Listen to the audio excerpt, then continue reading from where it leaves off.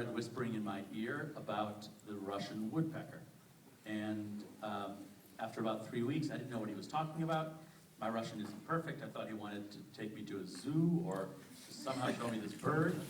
But then I did a search on Google, and I found out that in America there was a lot of paranoia about this, that it was a zombie device or a weather control device.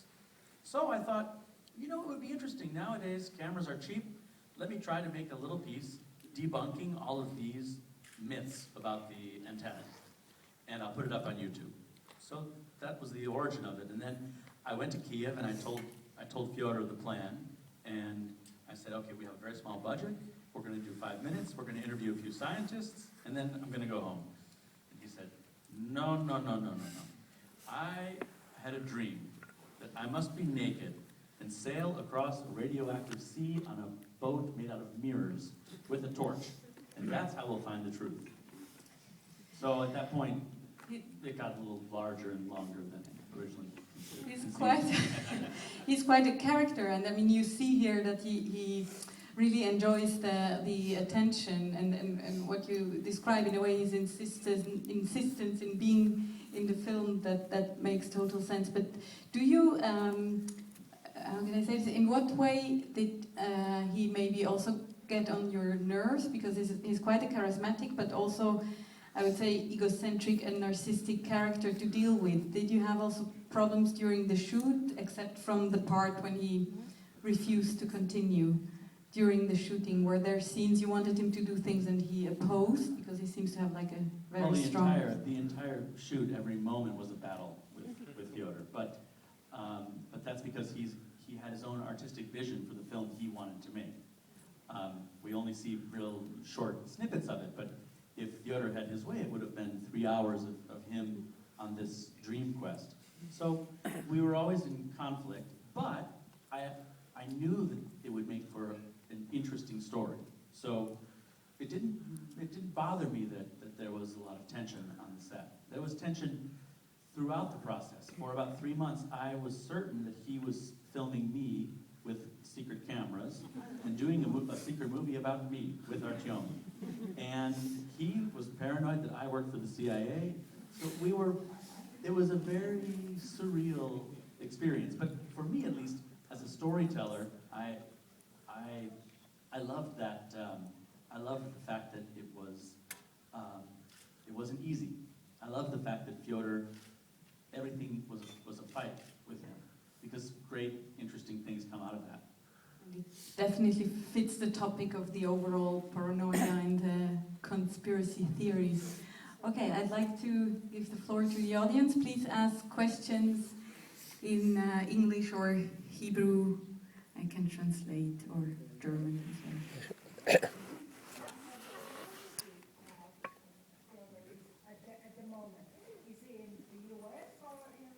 well. Well, the question is, where is Fedor? He lives in Kiev. He's there with his family. Right now, he's in New York. He was invited to speak at it's an organization called PEN World Voices with Tom Stoppard and Salman Rushdie to talk about what it means to be an artist in a time of war.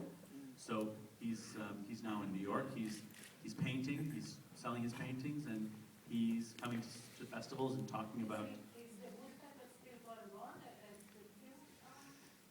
Is the woodpecker still going? Yes, it's a new woodpecker, and it's a new antenna, and it's pointed this time at Europe, so it doesn't have the problems with the aurora borealis. We just discovered it after we had finished shooting. That's why I just plopped it on at the very end. It seemed crazy.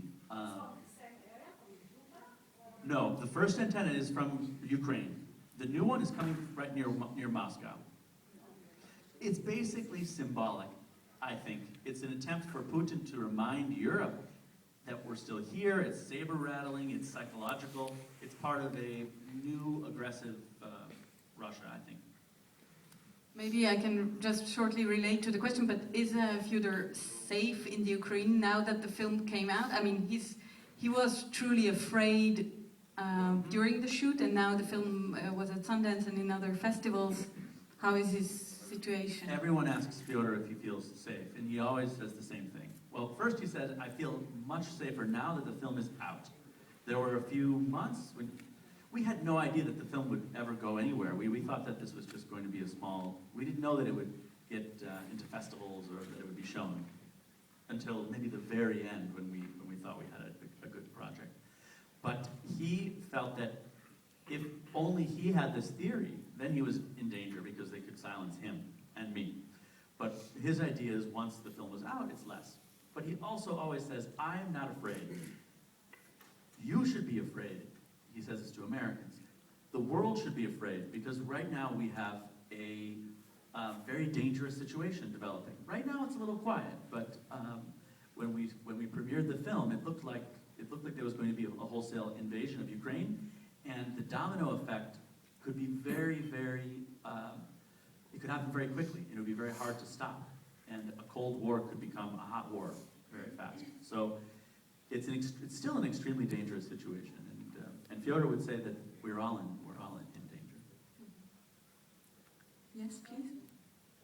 Hi, I actually was born in Kiev, and I was at the age of 3 when Chernobyl collapsed, like exploded, you name it. Probably the new government of Ukraine could be interested in even investigation of this situation. Don't you think so? Could the new government be interested in the investigation? Personally, I think that you could spend 50 years and $1 billion trying to get to the bottom of Chernobyl, and it's like the assassination of Kennedy. Every time you think you have an answer, you've raised 3 more questions. I think Ukrainians want to look to the future. I don't think that the archives, which are now closed by Putin, are going to be opened. I think that my goal with this is to help an American and Western audience maybe understand a little bit where some of the paranoia is coming from in Ukraine, some of the history. Maybe some people will take the ball and do more research, but I think the Ukrainian government right now has a lot more priorities than this, unfortunately. So he's predicting actually a third world war. Well, it's interesting. Yeah, he's predicting a third world war. When I first started working with him, he was predicting the Russians were going to invade. That was 18 months before. Everyone thought he was totally kooky. He was predicting, and maybe he's just lucky, but maybe he is, as an artist, I think of him sometimes as an antenna himself. He sees things, he feels things before other people. And everything that has unfolded in the last 18 months or year in Ukraine, Fedor has been running around and, he's one of those sort of soothsayers, prophets of doom. And they've come true. So I hope he's wrong, but so far he's I was working on a play with him, and he was a designer of the play. And something about his energy, I thought that it would be worthwhile to follow him and try to share his story with the world. And then when I learned that his family story is the story of Ukraine. And that's true of almost all Ukrainians. I mean, so many people died in the famine, so many people died in World War II, Stalin killed so many people. But if you look at the story of his family, it's the story of Ukraine. So I realized that it would be a good way to tell not only his tale, but a larger story. Yes, please. You mentioned possible person that may have looked the explosion. Did you get any comments or replies from some relatives that said that it was true or it was not? Yeah, did we get any reply from any relatives of the person that Fedor accuses? They refused to meet with us. We did go to Moscow, and we tried many times to meet with them, but they refused. Everyone in the film that Fedor asks tells him that it's impossible. The scientists and the military, they may have their own reasons for doing it. Having said that, there is something, I'm very skeptical, and I began the film with total skepticism. But now I think it's pretty clear that there's something that is hidden from that night. It may have just been negligence on the part of the Soviets, but there's some reason that they falsified and locked up the documents. Yes, please. The Soviet Union then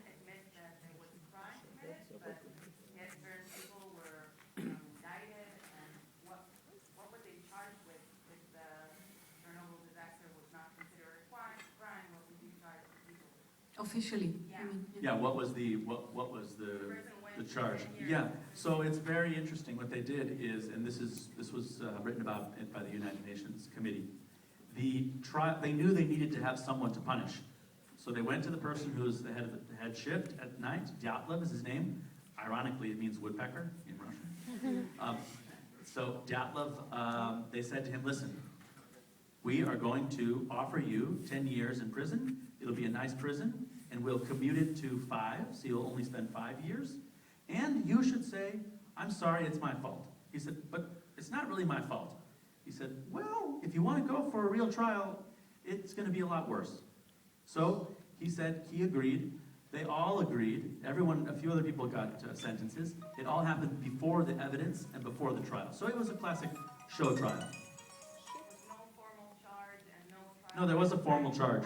The formal charge was, they worked it out together. They talked to him and they asked him, what would be a good formal charge that we could charge you with, that you could live with, and spend your time in prison. I think it was violation of safety rules. But but someone called him and said, press the button. So there was a question, yeah, way up there. Did you have any problems during this filming because you're American? I know you mentioned Fedor for a time that you were CIA. yeah, did I have problems? It's as an American. Well, it's not clear in the film, but after we got a hold of the list of people who worked at the Duga, I had to hide in the closet for every interview. And I'm in the closet typing on Skype the questions to be asked. So after 6 months of getting nowhere and realizing that it was my presence with these old Soviet officials, we translated everything into Ukrainian, and we didn't emphasize that there was American funding, and that's when people started opening up. So that was a challenge. Other questions? It's hard to see. Yeah, please. First question about your cameraman Artem here, which was like because sometimes as I'm looking about stations look like sometimes a little bit documentary. So like I always like, and this moment when he told me about how he was shot yeah, in Maidansk area, like it's a real story because like this moment was for me. It was the moment when I was like, Yeah, that's a great question. It's important, and that is, was the moment with Artyom real when he described what happened to him? A lot of people have asked me, and it seemed that some of the scenes seemed staged. But I can tell you, if you care to trust me, I can tell you the only things that were staged were the naked Fedor scenes, and some other obvious scenes where he's telling about he's writing out the dates. Otherwise, what you see is what happened. Now, that was an interesting situation. Artyom, one of the reasons that it does maybe not feel authentic is because Artyom was shot. He was filming and the bullet went into the camera. He lost 2 friends that day. They were both killed on either side of him, which is why he starts crying. But we didn't put that information in because we felt that it would totally pull the story to Artyom's direction, and it would be impossible to get the audience back into our main storyline, which was Fyodor's evolution. So we decided not to put the full story, and that was he sent that to me, and we used that to raise money to get him to a hospital, because while he was filming that, he had a sling, and he still had the bullet in his the Russian word for hand and arm is the same. He says hand, but he was hit in the bicep. That was true. That was real. I asked him to speak in English so I could raise money. I used it in a campaign online to try to get him to a hospital. But a lot of people have said that it doesn't seem authentic, but unfortunately that was authentic. Yes, please. Chad. Hi, Gary. So was there anything that you, like a subplot or a sideline that you really wanted to put in the film, you worked really hard on it, but you never could get it in terms of whether it was too long or whether it just didn't gel? Any subplots? Well, there was an interesting subplot that supports the theory about Cuba. So there was an antenna in Cuba that was working, and all these guys from the Duga were going to undercover to Cuba, but I felt like we already gave enough information for Fyodor's theory, giving even more. As he said, it's not going to convince the doubters, and there's not 100% proof. So that's something that we cut out. More of the crazy dreams of Fyodor I had to cut out because I wanted it to flow very quickly and like a thriller. That's about it. No, I'm. So you're not hiding anything from it? I did want to put in a little note that I did want to put an arrow at one point saying this is Chad hiding in the bathroom because you can see my shadow, but we were advised not to do that. So other than that, no. Just a second. Yes, up there. Have you tried to confront the Russian authorities about this story? No, and so far it hasn't entered the Russian sphere, and They know about the film, I'm sure. well, some people know, but it hasn't gotten picked up by the radical. There's extremists that have lists of people that are anti-Russia. So far we haven't been. It hasn't really gotten much notice there, and I'm kind of glad for that because I'm working on another film that also takes another documentary in Russia. I don't expect that it will be well received there. We've been invited to a few film festivals. I don't know if we'll actually go, but so far it hasn't really been written about in Russia. It's a big question mark in my mind. What will happen?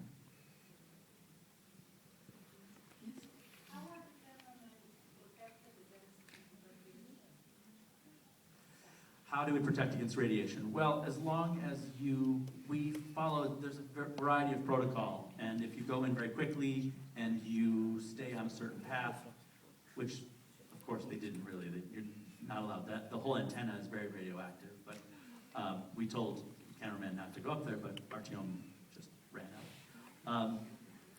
We feel comfortable that it was a similar dose. They told us as long as you don't eat anything and you go in, you'll get more radiation on the flight over than in Chernobyl. Now, if you go off the path and you kick up the dirt, then that's dangerous.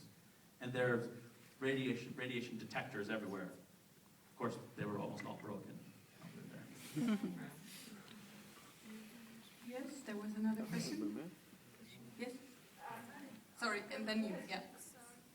We go. I've heard some people still living there in Chernobyl. Have you met them? I didn't meet any people that are living there, but there's a great film called The Babushkas of Chernobyl. A lot of people went back and they were told, "What are you, crazy? You're gonna 25 years, you have a 5% chance of getting cancer." And they're like, "I'm 85 years old. I want to just live here where my grandparents are buried." And so there's hundreds. They climbed under the fence, and there's no money or will really to evacuate them. But they're there. We just came from the Chernobyl Film Festival a few days ago, and we showed the film there. It's right outside the zone. How were the reactions over there? It must be, I mean, there's a lot of laughter in the film. We shortly spoke about this too. There's a lot of humor, but it's a tragic story, and I guess in Chernobyl it brings up a lot of emotions. I was surprised that people were positive about it because I thought it might be a little boring because they know the story. There's a lot of background I put in for an American audience, all the history. I wanted that's redundant for them. People responded. People are happy. People are happy that more Americans might understand the long sort of the relationship between Russia and Ukraine. So I think that they feel that it could be important in Europe and America for Americans to understand a little more where this came from. So in general, it was really well received. Fedor was less, they kind of know him and they're like, oh God, it's the crazy artist. So they had maybe less, they had less tolerance for his, for his eccentricity. Yes, the lady up there. Before you interview, watch the film? No, not yet. No. We will have our premiere in Kiev, and yeah, it's going to be interesting to see. Some of the scenes we might have to cut because of legal issues, like the secret camera and the cognac, but so you're seeing the full unedited, unexpurgated version. Yes.